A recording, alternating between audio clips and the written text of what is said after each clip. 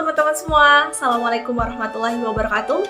Perkenalkan, nama saya Puspa Romiasnatul. Saya adalah mahasiswa semester 6 dari program studi Tasawuf dan Psikoterapi Fakultas Usuluddin dan Filsafat Universitas Islam Negeri Sunan Ampel, Surabaya. Nah, teman-teman semua, kali ini Puspa akan menjelaskan mengenai salah satu tarekat yang berada di pondok pesantren di Sidoarjo, yaitu Tarekat Naksabandiyah Khalidiyah di Pondok Pesantren Ahlus Shafa wal Wafa Simo Ketawang, Sidoarjo. Nah, untuk mengetahui penjelasan lebih lanjut, ditonton videonya sampai akhir ya teman-teman. Dadah! Teman-teman semua, perlu diketahui bahwasannya pada video kali ini Puspa akan membahas mengenai dua hal pembahasan. Yang pertama adalah profil dari Pondok Pesantren Ahlus Shafa wal Wafa Simo Ketawang, Sidoarjo itu seperti apa. Penjelasan yang kedua adalah mengenai Tarekat Naksabandiyah Khalidiyah yang berada di pondok pesantren ini. Nah, penjelasan yang kedua ini akan mencakup mengenai tiga hal. Yang pertama adalah latar belakang berdirinya Tarekat Naksabandiyah Khalidiyah di pondok pesantren ini bagaimana. Yang kedua adalah alasan mengapa Tarekat Naksabandiyah Khalidiyah bisa berkembang sangat pesat di pondok pesantren Ahlus Shafa wal Wafa. Dan yang ketiga adalah ajaran atau materi mengenai Tarekat Naksabandiyah Khalidiyah yang berada di pondok pesantren Ahlus Shafa wal Wafa, teman-teman. Penjelasan lebih lanjutnya pastinya ditonton terus sampai akhir ya teman-teman. Dadah! Profil Yayasan Pondok Pesantren Ahlus Shafa wal Wafa. Nah, teman-teman, Yayasan Pesantren Ahlus Shafa wal Wafa didirikan pada 17 Rabiul Awal 1423 bertepatan pada tanggal 22 Mei 2002 yang didirikan oleh Kyai Haji Muhammad Nizam As-Sofa.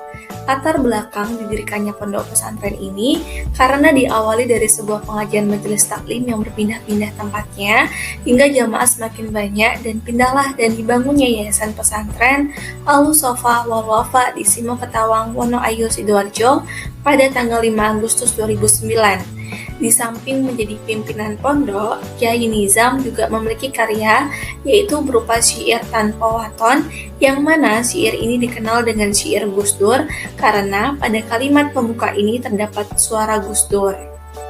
Teman, kita sudah masuk pada pembahasan yang kedua yaitu mengenai Tarekat Naksabandiyah Khalidiyah yang berada di Pondok Pesantren Ahlus Shafa wal Wafa.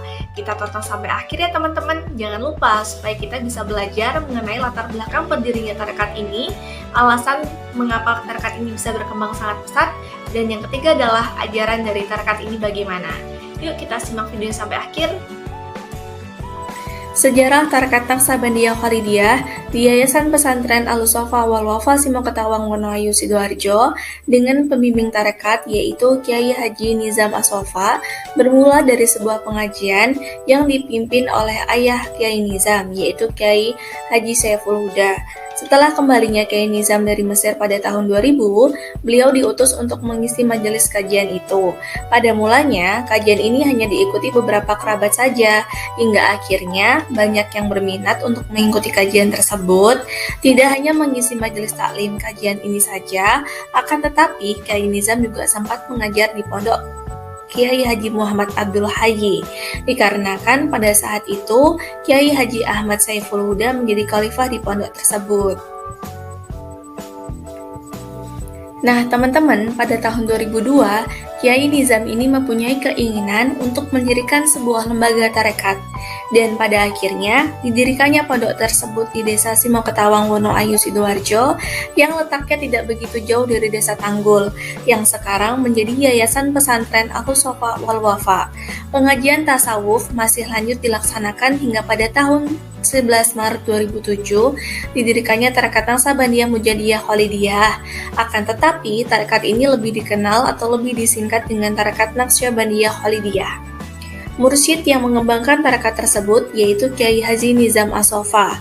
Tujuannya adalah karena banyaknya jamaah yang ingin dibaiat serta Kyai Nizam juga ingin membuka mata orang-orang yang menganggap sebuah tarekat itu buruk untuk berusaha menghilangkan perspektif atau prasangka buruk terhadap para ulama tarekat sehingga mereka mempunyai perspektif yang lebih baik tentang tarekat itu bagaimana, ajarannya bagaimana.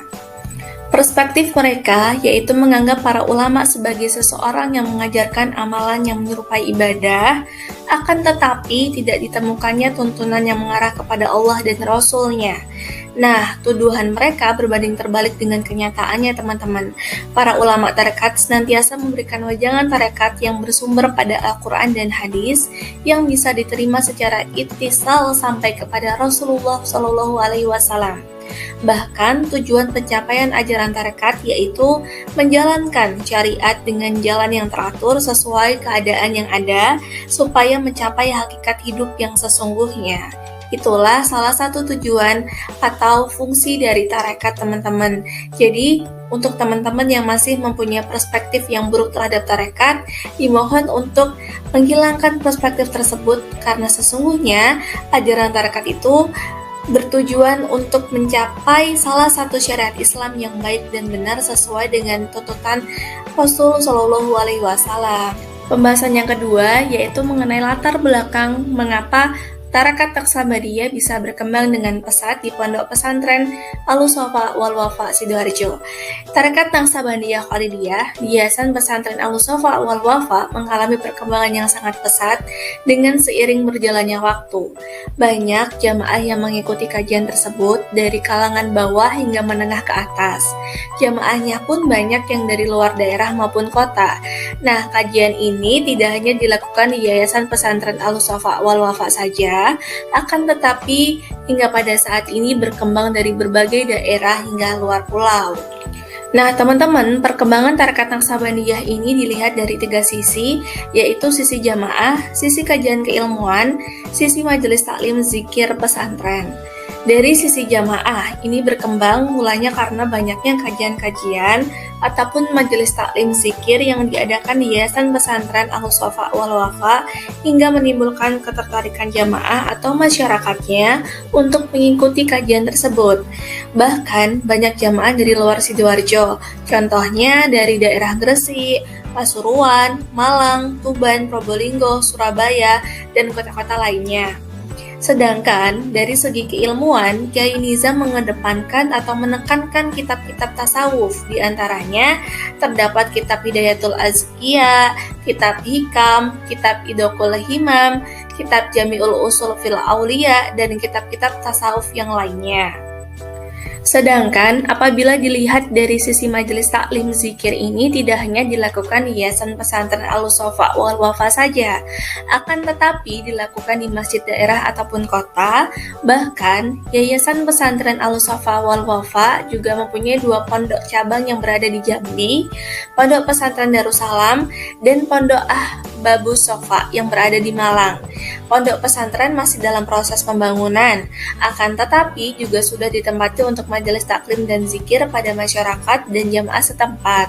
Kajian-kajian majelis taklim dan zikir ini bisa dilihat juga melalui streaming YouTube Yayasan Pesantren Al-Wafa wal Wafa. Nah, inilah 3 alasan mengapa tarekat Naksabandia Khalidiyah yang berada di Pondok Pesantren Al-Wafa wal Wafa mempunyai latar belakang yang pesat karena jika dilihat dari sisi jamaahnya, sisi kitab dan zikirnya, serta sisi majelis taklim zikirnya pun sangat-sangat bisa menarik masyarakat maupun jamaah untuk mengikuti tarekat ini. Begitu, teman-teman. Jumlah keseluruhan jamaah tarekat Naksabandia Khalidiyah di Yayasan Pesantren Al-Wafa wal Wafa semakin bertambah dengan berjalannya waktu. Setiap bulan, jamaah yang masuk untuk mengikuti kajian sekitar 50 orang. Hingga saat ini, jamaah tarekat Naksabandia Khalidiyah di Yayasan Pesantren Al-Wafa wal Wafa sudah mencapai sekitar 10 ribuan jamaah. Masya Allah ya, teman-teman. Selain itu, pengaruh dari tarekat Naksabandia Khalidiyah terhadap masyarakat yaitu merubah sifat mazmumah atau sifat buruk menjadi sifat mahmudah atau sifat yang baik. Sebagaimana terdapat 5S kewajiban dan 5S pantangan untuk dikerjakan bagi murid Al-Wafa wal Wafa yang sudah menjadi pedoman Yayasan Pesantren sejak awal berdirinya. 5S kewajiban untuk meninggalkan larangan atau pantangan, yaitu sebagai berikut. Yang pertama adalah su'uzon. Seorang santri atau salik wajib meninggalkan sikap berprasangka buruk pada Allah dan orang lain. S yang kedua, yaitu sambat, atau dalam bahasa Indonesianya adalah mengeluh. Seorang santri atau salik wajib meninggalkan sikap selalu mengeluh dalam hal suatu apapun. S yang ketiga, yaitu susah. Seorang santri atau salik wajib meninggalkan sikap susah, baik dalam segala cobaan, rintangan yang telah diberikan Allah kepada kita. S yang keempat, yaitu sedih. Seorang santri atau salik wajib meninggalkan rasa sedih yang berkepanjangan. Ini konteksnya apabila kita diberikan suatu cobaan, suatu rintangan, suatu ujian oleh Allah, kita harus selalu bersyukur dengan ujian tersebut, karena sesungguhnya ujian itu akan menjadikan kita menjadi hamba yang lebih kuat dan tinggalkan rasa sedih yang berkepanjangan. Dan S yang terakhir adalah stres. Seorang santri atau salik wajib meninggalkan perasaan stres, karena apabila kita mempunyai rasa stres yang berkepanjangan, itu akan mengakibatkan ibadah kita, rasa syukur kita, nikmat kita pun akan dikurangi oleh Allah SWT. Jadi 5S yang harus ditinggalkan atau larangan adalah suuzon, sambat atau mengeluh, susah, sedih, dan stres. 5S yang kedua, yaitu adalah 5S kewajiban atau yang harus dilakukan. Yang pertama adalah sabar. Setiap santri atau salik wajib untuk selalu bersabar dalam hal suatu apapun, baik ketika menerima cobaan, menerima rintangan, ujian dari Allah SWT. S yang kedua adalah syukur. Setiap santri atau salik wajib untuk berusaha selalu mensyukuri atas apa yang Allah limpahkan, baik yang dilimpahkan itu berupa nikmat maupun cobaan yang berat. Kita harus selalu bersyukur kepada Allah SWT. Yang ketiga adalah sopan. Setiap santri atau salik wajib berlaku sopan kepada siapapun, baik tua maupun orang muda, karena sesungguhnya kehidupan manusia itu bukan hanya hablum minallah, tetapi hablum minan nas.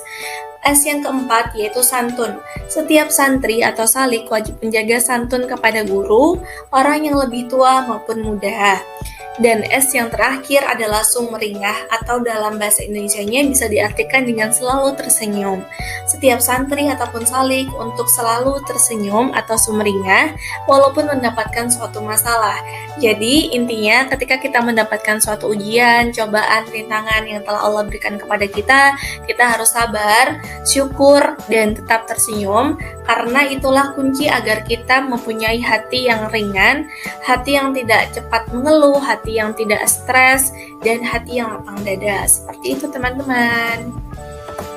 Ternyata teman-teman, tidak hanya itu saja, sang guru Kiai Nizam juga mempunyai 7 wasiat yang diberikan untuk murid-muridnya.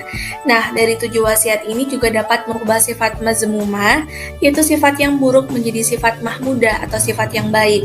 Berikut adalah 7 wasiat sebagaimana yang telah diwasiatkan oleh Kiai Nizam. Yang pertama, ingatlah Allah dan jangan lupakan Muhammad SAW. Yang kedua, dahulukan urusan Allah dan utamakan urusan akhirat. Hal ini sebagaimana masuk ke dalam salah satu kutipan, yaitu kejar akhirat, maka dunia pun akan dapat. Yang ketiga, istiqomahlah di jalan Allah dan ikutilah sunnah-sunnah Rasulullah. Yang keempat, tingkatkan rasa mahabbah dan ma'rifah kepada Tuhan dan khalifahnya, serta tegakkan persatuan dan persahabatan antar manusia atau ukhuwah Islamiyah. Wasiat yang kelima, yaitu bersatulah ke dalam hakikat Ahmad dan berusahalah menyatukan masyarakat sekitar. Wasiat yang keenam, siapkan diri rela mengabdi dan junjung rasa kemanusiaan yang adil dan beradab. Wasiat yang terakhir atau yang ketujuh adalah jaga dan peliharalah kebun ilahi dan bantulah menumbuhkan tanaman Tuhan yang diberikan. Sekian teman-teman pembahasan mengenai Tarekat Naqsabandiyah Khalidiyah yang berada di Pondok Pesantren Al-Safa wal Wafa Simoketawang Sidoarjo.